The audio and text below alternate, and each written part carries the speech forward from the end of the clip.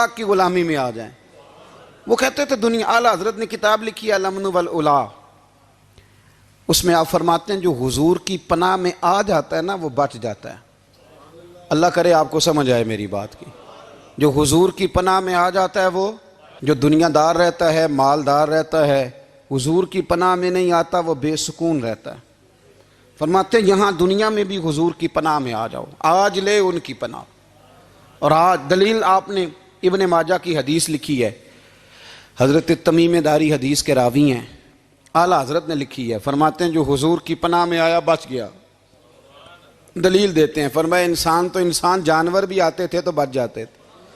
حضرت تمیم داری رضی اللہ تعالیٰ عنہ فرماتے ہیں کہ ہم کھڑے تھے، ایک اونٹ دوڑتا ہوا آیا، نبی کریم صلی اللہ علیہ وسلم کے پہلے اس نے قدموں پہ سجدے کیے۔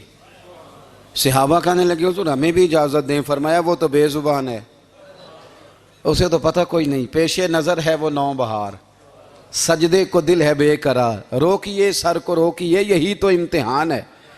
فرمایا اسے کیا پتا، تم تو مکلف ہو شریعت کے، تمہیں اجازت نہیں ہے۔ اور اعلیٰ حضرت نے دو ٹوک لکھا ہے، فرمایا سوائے خدا کے کسی کو تعظیمی سجدہ بھی حرام ہے۔ یہ نوٹ کر لیں میری بات۔ اور اعلیٰ حضرت نے فتاوی رضویہ میں لکھا ہے کسی قبر پہ جاؤ تو 4 ہاتھ دور کھڑے رہو۔ اللہ کرے آپ کو سمجھ آئے، کتنے ہاتھ؟ 4 ہاتھ دور کھڑے رہو، سورۃ فاتحہ پڑھو، درود شریف پڑھو، جس قبر پہ گئے ہو ان کی روح کو اصال ثواب کرو، ان کے وسیلے سے دعا مانگو۔ اعلیٰ حضرت فرماتے ہیں قبر کو سجدہ بالاتفاق حرام ہے، طواف قبر کا کرنا بالاتفاق حرام ہے، بوسہ لینے میں اختلاف ہے کہ جائز ہے کہ ناجائز ہے، لیکن بوسے سے بھی چونکہ شک پڑتا ہے تو فرماتے ہیں احمد رضا کی رائے یہ ہے کہ بوسہ لینے سے بھی بچا جائے۔ وہ آ گیا تو اس سے اگلی باتیں کرتا ہے، بس خاموش رہ، باادب رہ اور پیچھے رہ۔ تو حضرت تمیم داری کہتے ہیں یہ حدیث اعلیٰ حضرت نے لکھی ہے الامن والعلا میں، فرماتے ہیں کہ اونٹ نے پہلے سجدہ کیا، قدم چومے، پھر اس نے حضور کے کان میں کوئی بات کہی، روزے دے دوالے نے غلامہ دیاں ٹولیاں، ایک پہ سن دے کروڑاں دیاں بولیاں، یعنی اونٹ نے بات کی تو حضور نے وہ بھی سن لی۔ اعلیٰ حضرت کہتے ہیں جو پناہ میں آتا ہے بچ جاتا ہے۔ کہتے ہیں رسول کریم نے نا اونٹ کی پشت پہ ہاتھ پھیرا اور اللہ کے محبوب فرمانے لگے فکر نہ کر، اب تو آ گیا ہے نا تو جیسے تو کہے گا ویسے ہی ہو جائے گا، جیسے تو کہے گا ویسے ہی۔ ابن ماجہ میں موجود ہے، پر میں چونکہ فاضل بریلوی رحمۃ اللہ علیہ کی کتاب سے پیش کر رہا ہوں الامن والعلا سے، تو میں اسی انداز میں پیش کر رہا ہوں جس انداز میں وہاں ہے۔ حضرت تمیم داری کہتے ہیں کہ ہماری سمجھ میں بات کوئی نہ آئی، تھوڑی دیر گزری تو کچھ لوگوں نے ہاتھوں میں رسیاں پکڑی ہیں، خنجر پکڑے ہیں، دوڑے آئے، یا رسول اللہ یہ ہمارا اونٹ ہے۔ حضرت تمیم داری کہتے ہیں میں نے دیکھا کہ جب وہ آ گئے نا خنجر لے کے تو اونٹ حضور کے پیچھے چھپ گیا۔ آج لے ان کی پناہ، آج مدد مانگ ان سے، وہ حضور کے پیچھے چھپ گیا۔ تو کہتے ہیں کہ نبی کریم صلی اللہ تعالیٰ علیہ وسلم نے فرمایا کیا مسئلہ ہے بھائی؟ یا رسول اللہ ہمارا اونٹ ہے، ذبح کرنے لگے تھے دوڑ آیا ہے۔ تو حضور فرمانے لگے وہ تو تمہاری شکایت کر رہا ہے۔ وہ کہتا ہے یا رسول اللہ میں نے برسوں ان کی نوکری کی، برسوں میں نے بڑی نوکری کی۔ صحیح کہتا ہے یا رسول اللہ؟ ٹھیک کہتا ہے حضور، اب بوڑھا ہو گیا ہوں، تھوڑا زیادہ بوجھ نہیں اٹھا سکتا تو مجھے ذبح کر کے کھانا چاہتے ہیں، میں مرنا نہیں چاہتا۔ نبی کریم فرمانے لگے اچھے لوگ یہ صلہ دیتے ہیں؟ انہوں نے عرض کی حضور آپ حکم کر دیں، ہم اس کو چھوڑ دیتے ہیں یا رسول اللہ، نہیں ذبح کریں گے، خدمت کریں گے۔ حضور فرمانے لگے نہیں، اب میرے پاس آیا ہے نا، اب میں نے واپس نہیں کرنا، آج ہو گیا ہے، آج لے ان کی پناہ، آج مدد مانگ ان سے، آج ہو گیا یا رسول اللہ پھر رکھ لیں۔ حضور نے فرمایا نہیں بھائی پیسے بتاؤ کتنے؟ یا رسول اللہ نہیں کچھ نہیں۔ نبی کریم علیہ السلام نے فرمایا نہیں بتاؤ کتنے، بتاؤ کتنے؟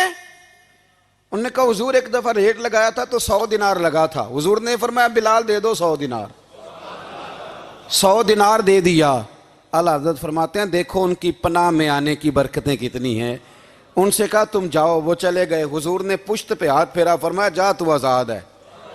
حضرت تمیم داری کہتے ہیں وہ پہلے گیا پھر پلٹ کے آیا، اس نے نبی پاک کے کان میں کو بات کی، کئی باتیں کی، پر میں ایک بات کرتا ہوں، کئی باتیں کی، ایک بات کی تو حضور رو پڑے، اونٹ چلا گیا، ہم نے عرض کی حضور یہ کیا کہہ گیا ہے؟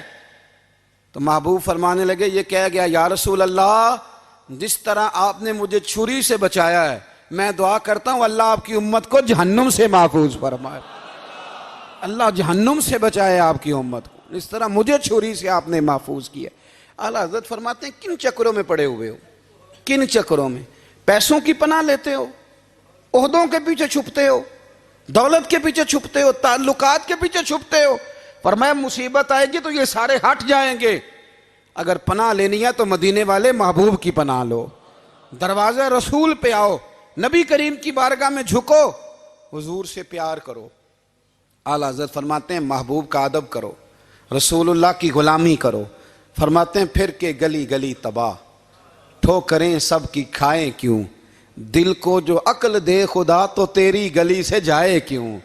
اور فرمانے لگے جان ہے عشق مصطفیٰ روز فزوں کرے خدا، جس کو ہو درد کا مزہ وہ ناز دوا اٹھائے کیوں، جس کو ہو درد کا مزہ وہ ناز دوا اٹھائے کیوں۔ انہوں نے محبوب کریم کی محبت کا پیغام دیا، صحابہ کی محبت کا، بولیے، صحابہ کی محبت کا پوری کتاب لکھی حضرت صدیق اکبر جناب عمر کے فضائل پر۔ اور مزے کی بات یہ ہے کہ اعلیٰ حضرت نے نا اردو شاعروں میں سے کسی کو توفیق نہیں ہوئی حضور کو شہنشاہ کہنے کی، اعلیٰ حضرت نے کہا میرے نبی شہنشاہ ہیں۔ دلیل کیا دی؟ فرمانے لگے پڑھو ترمذی، حضور نے فرمایا میرے دو وزیر زمینوں میں ہیں، دو آسمانوں میں۔ زمین کے دو وزیروں کے نام ابو بکر اور عمر ہیں، آسمان کے دو وزیر ہیں جبریل اور میکائیل۔ تو اعلیٰ حضرت کہنے لگے حضور وزیر تو کسی شہنشاہ کے ہی ہوتے ہیں، پھر کہہ لو نا شہنشاہ۔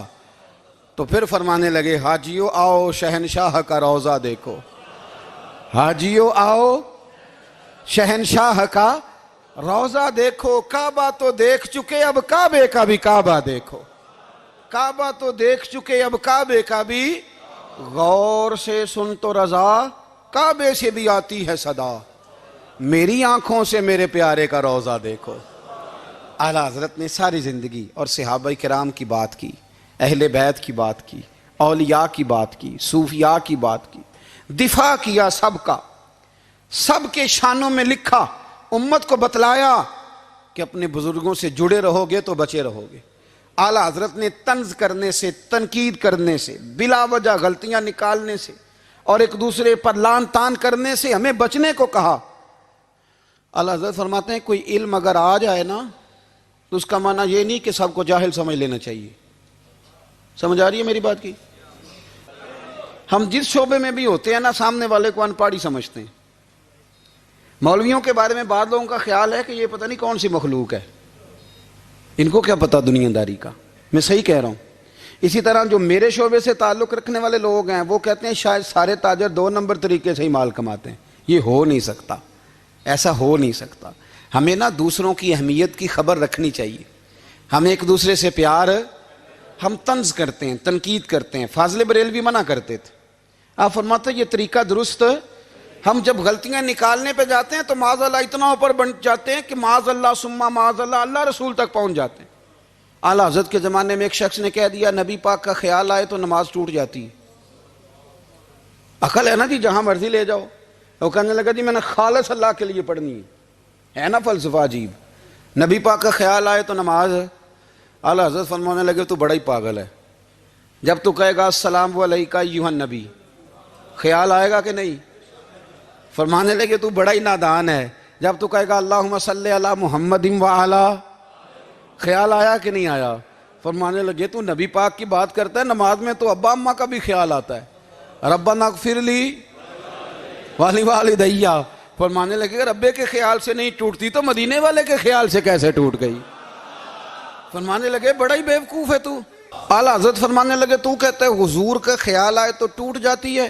فرمانے لگے جب تک حضور کا خیال آئے نہ نماز ہوتی ہی نہیں، جب تک حضور کا خیال نہ آئے نماز ہوتی ہی نہیں، سوال ہی نہیں پیدا ہوتا۔ لوگوں نے کہا جناب وہ کس طرح؟ تو اعلیٰ حضرت فرمانے لگے اللہ نے کہا قرآن میں واقعی الصلاۃ نماز پڑھو، یہ نہیں بتایا کتنی پڑھنی ہے، اور یہ بھی نہیں بتایا فجر کی کتنی پڑھنی ہے، یہ بھی نہیں بتایا ظہر کی، یہ بھی نہیں بتایا قیام کیسے کرنا ہے، ہمیں یہ بھی نہیں بتایا رکوع کیسے کرنا ہے۔ ہمیں پتہ کیسے پتہ چلا؟ جب صحابہ نے کہا نا رب کہتا ہے نماز پڑھیں تو کیسے پڑھیں، تو حضور فرمانے لگے سلو کما رأیتمونی اصلی، نماز اس طرح پڑھو کرو جس طرح مجھے پڑھتے ہوئے دیکھتے ہو۔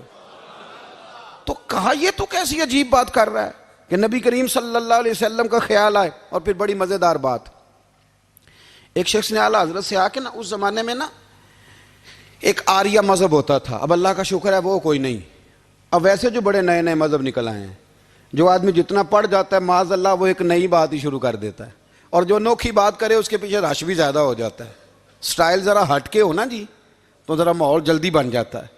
تو وہ آریہ مذہب تھا، تو وہ ایک آریہ آ گیا اعلیٰ حضرت کے پاس، آ کے کہنے لگا کہ فرض کی اہمیت زیادہ ہے کہ سنت کی؟